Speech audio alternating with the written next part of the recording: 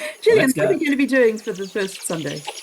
Okay, well, we're looking at Luke 2, verses 41 to 52, which is where Jesus and his family go to Jerusalem for the Passover and they lose Jesus and he's found in the temple. And just in terms of some background before we get into the really interesting discussion, I think, this is the only story in the canonical Gospels about Jesus' childhood.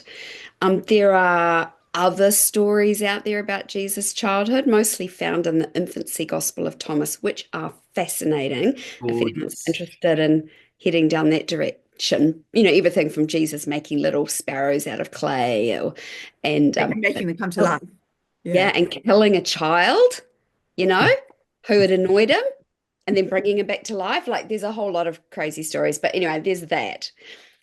Also, this is the Passover festival, and I know that most of us will know what Passover is, the link to Exodus 12 and the story of the Jewish people, you know, with or lots of people leaving Egypt. And so there's a lot of some symbolism there in terms of the sacrifice of the lamb and echoes, well, pre-shadowing perhaps the Last Supper and things. But this was a major festival. And of course, as we're recording this, we're heading into Christmas, and it's a bit like that with the pilgrimage towards, you know, with friends and family going somewhere. I kind of tried to figure out really what it would be. It was about a 4-day walk from Nazareth to Jerusalem. And I thought, well, we don't really walk now, we probably take the car. So it's a bit like a 4-day drive somewhere. I don't know, you could probably get to Auckland in 4 days. So it's a bit like that with all your friends and your family, and you're going there for the great festival, and then you lose one of the kids. So we'll probably get back to that.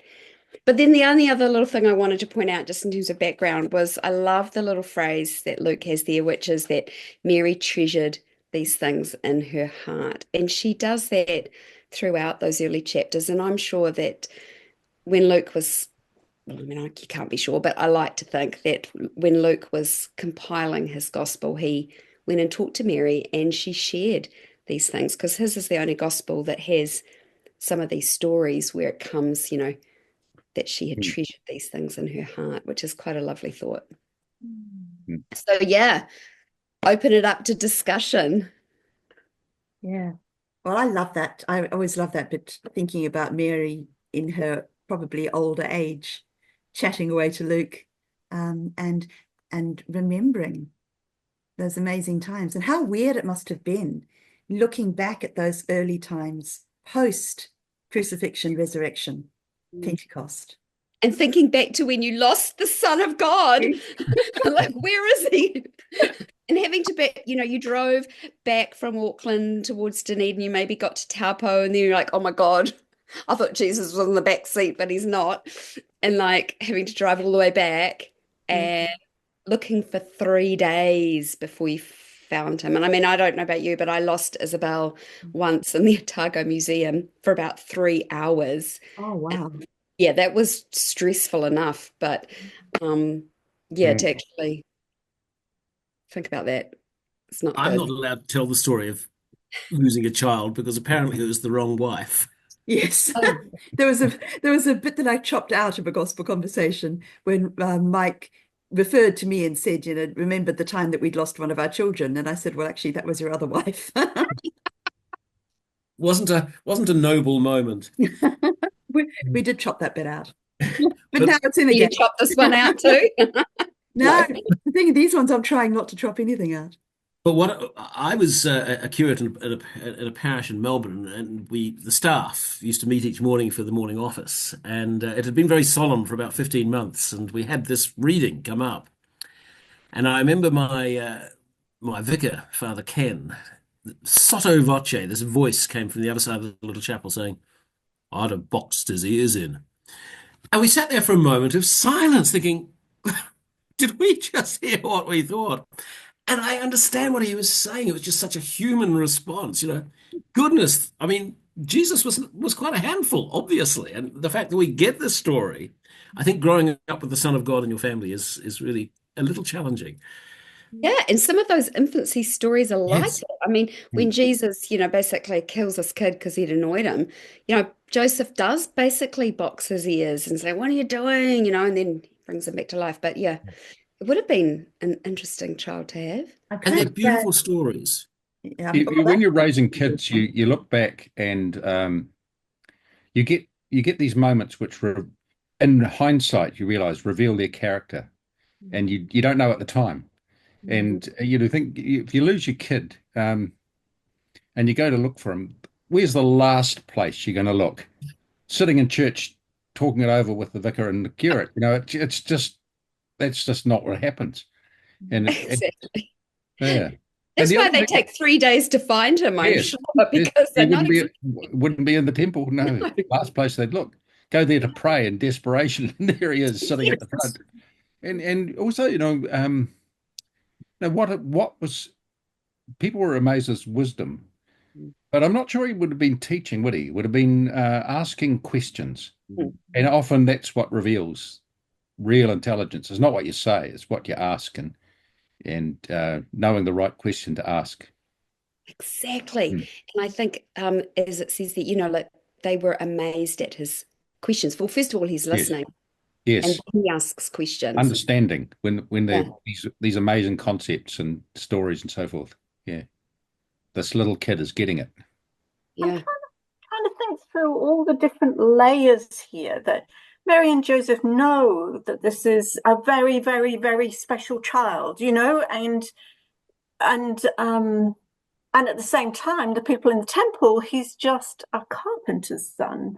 And so there are sort of a whole lot of pieces, Hmm. like people are holding different pieces of information about Jesus at this time. Yes. And just thinking about the weight of that on Mary and Joseph in particular.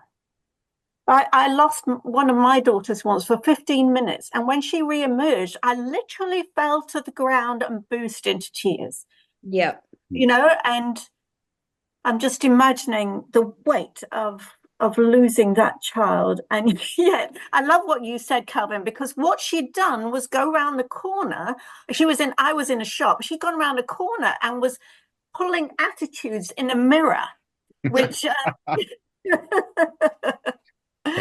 and but yeah, it's revealing about who he is, but also thinking about how were they as parents. There's so much of this story we don't know about who they were as parents, how they brought up this child to be this Yeah. remarkable person. And What I was guess that? how do you lose a kid it like that? And it would be because they're traveling in a great big group, and he's being raised by the community, not just by a little family. So it's in that circumstance, it's very easy. Mm. I mean, when I was a little boy, apparently, like 2 years old or something, I went into town to see my father without telling my mother first where I was going, and got onto a bus in Oamaru, and because there was, this was the 50s, the bus was filled with women with children, and everybody just assumed I was somebody else's kid, and nobody said, "Why is this little guy wandering around by himself?" But it would be that sort of circumstance, a cloud of children, and everybody just assuming that he was with somebody else until he wasn't. Mm. Yeah. And then I love the first thing he says, and it's his first words that are recorded in scripture, which is, "Why were you searching for me? Why were you looking for me?" And I think, I mean, that's a really good question for us to ask ourselves anyway, in terms of Jesus, where might Jesus be found? But also, why would people look for him? Or, kind of interesting. That's a really good. And why are you searching for me? And where would he be found? At the last place you'd think of looking, actually. Yes. Exactly. Is that the so what you would take away? I mean, I'm just thinking if I was preaching on this, it would be a struggle actually to work out what the so what was. Maybe that's the so what, Gillian. Yeah, could be. And then I think the other thing I like about this passage too is that it's the little summary thing about Jesus growing in stature and wisdom and things. And it really reminded Yeah. me of that model, the Te Whare Tapa Whā model of well-being, where there's, the four walls of the whare are all the four different dimensions. So there's, taha wairua, growing spiritually, taha whānau, growing socially in family and community, taha hine ngaro, which is your mental and emotional growing and well-being, and then also oia tinana, taha tinana, the physical. And all four of those are mentioned in that little verse. I think that's actually really kind of cool too, in terms of all the dimensions growth that he still needed to do, even though he's the Son of God. Mm. And the reaction that you said, Michael, the priest who says, box his ears, the little tyke, and about how we transform the gospel into things like being a good child and obeying your parents and keeping good public order and all that stuff, where Jesus is actually on about something entirely different. Mm. Yeah, I think we'll see that in all of these readings, actually. Yes. I was also thinking or reminded of a talk that I recommend everyone has a look at, which is Sam Wells, vicar of St Martin in the Fields, talking about being with. There's actually a whole lot of times he talks about that. But one time where he points out that Jesus, there are various ways of being. You can be for someone, you can be with someone, you can, what are the other two? I'm trying to remember you can do for, or you can do with. And he says Jesus spent 1% of his life doing for, which was Holy Week and Easter. That was when he did something for us that we couldn't do.